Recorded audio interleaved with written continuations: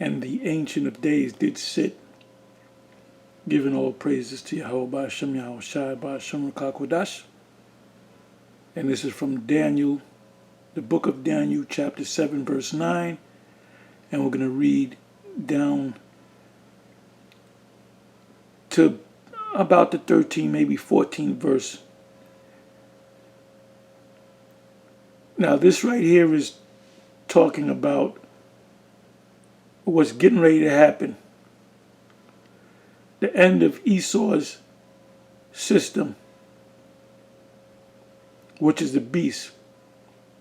When you go up a couple of verses, it speaks about the fourth beast, which is twofold. It's the ancient Roman Empire of more than 2,000 years ago, and it's this current system today, NATO and the EU, which America is part of NATO. Now, I went through this many times, but I came across a video that a brother did, up and coming elder did, and he's a sincere brother, so he wasn't being wicked, but he kind of broke this down a little bit. He was a little off on the breakdown.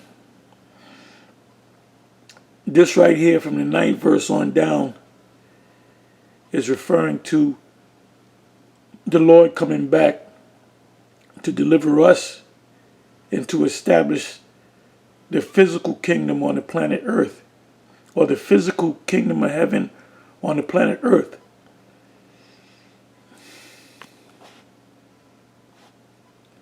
So it says, the 9th verse, I beheld till the thrones were cast down, all the thrones, from the Babylonians to this current kingdom that I spoke about earlier, NATO and the EU. And the Ancient of Days did sit. Now this is parabolic for the Most High is going to be present. But how is he going to be present? Through the missiles. He's going to be the fire. He's going to be the one that's going to guide those missiles. He's going to be, what is that in Ezekiel chapter 38? It's around about the 17 verses, either Ezekiel 38 or Ezekiel 39. And it speaks about him being in the presence. There shall be a great shaking in Israel, and his presence shall be in that fire. The scriptures tell you that he's a consuming fire. So his presence is going to be in the form of fire, but what the prophet Daniel saw was a vision of the Most High being here, but he saw him sitting on a throne.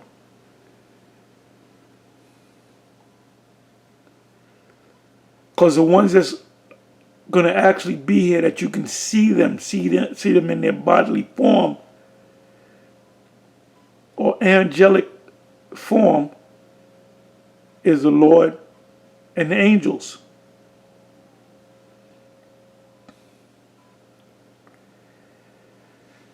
It says, I beheld till the thrones are cast down, and the Ancient of Days did sit, whose garment was white as snow, and the hair of his head like the pure wool.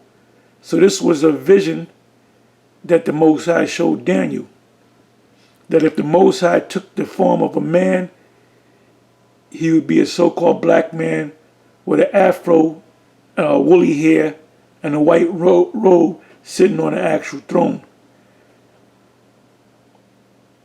Because they're not sitting on thrones actually in the kingdom. They're spirits.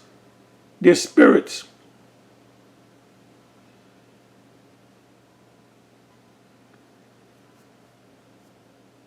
It says his throne was like the fiery flame, and that represents a UFO, and his wheels as burning fire. A fiery stream issued and came forth from before him. Thousands ministered unto him, and 10,000 times 10,000 stood before him. The judgment was set, and the books were open. Now you have to go to Revelation 19, Revelation 20. I'm not going to go into that. Like it says in either Revelation 19 or 20, somebody can put it, the exact quote in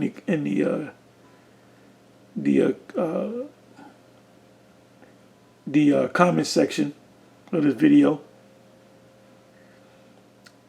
It says that the sun and the moon fled away. Well, ain't no sun and no moon going to fled away when the Lord come. In other words, his presence is going to be so powerful that it's like the sun and the moon ain't even there. Because if the sun and the moon fled away, then the people at the judgment will freeze to death.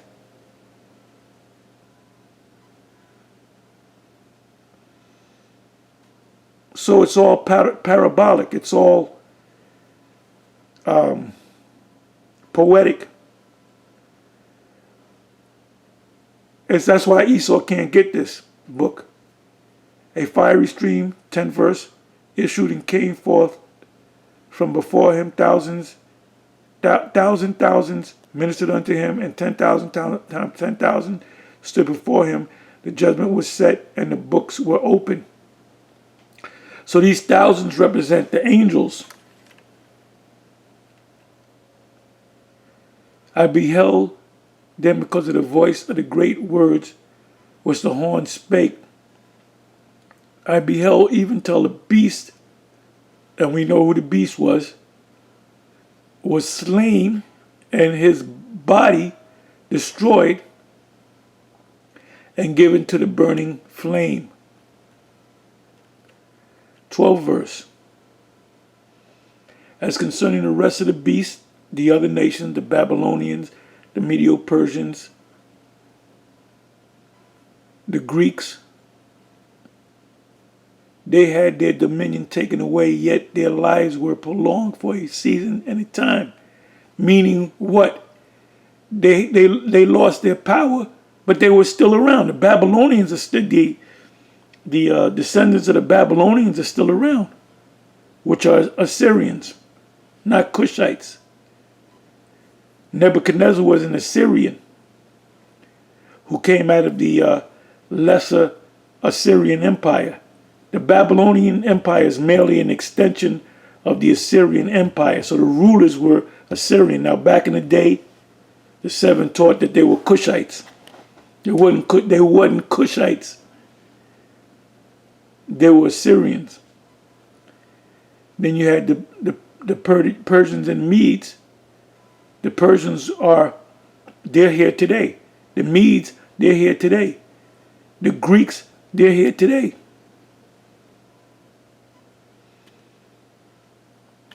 Thirteenth verse. I saw in the night vision, and behold, one like the Son of Man, that's our Lord Yahushua, came with the clouds of heaven, came with the angels, and came to the Ancient of Days, and they brought him near before him.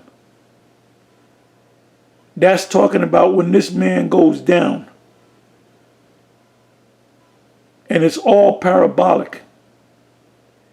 You're not going to look up in the heavens and see the Lord sitting on the throne, and then our Lord coming to him and shaking his hand or giving him a hug. This is all poetic. This is all symbolic. This is all parabolic. And it was written that way for a reason. That's why Esau can't get it. This hasn't yet come to pass. This is not talking about, the 13th verse is not talking about a cloud came and received them and he went before the Father. Yes, he did go before the Father. But this right here in Daniel 7 is talking about what's getting ready to take place in the very near future. That's why we're going back into these breakdowns. Because they sometimes get tricky. If you don't go through them, you kind of forget. It happens to me. 14th verse. And there was given him dominion. And the dominion is going to come when the kingdom is established on the earth. And glory, and a kingdom that all people meaning people on the earth, nations and languages, should serve him. His dominion is an everlasting dominion, which shall not pass away, and his kingdom that which shall not be destroyed. The heavenly kingdom is already established. What has to be established is the earthly kingdom. And that's what the 14th verse is talking about. And being that it's not going to be destroyed, meaning there's not going to come a nation and take us down. We're not going to be taken down.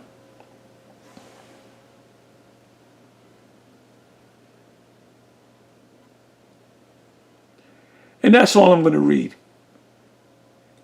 Anyway, with that, I'm going to say shalom.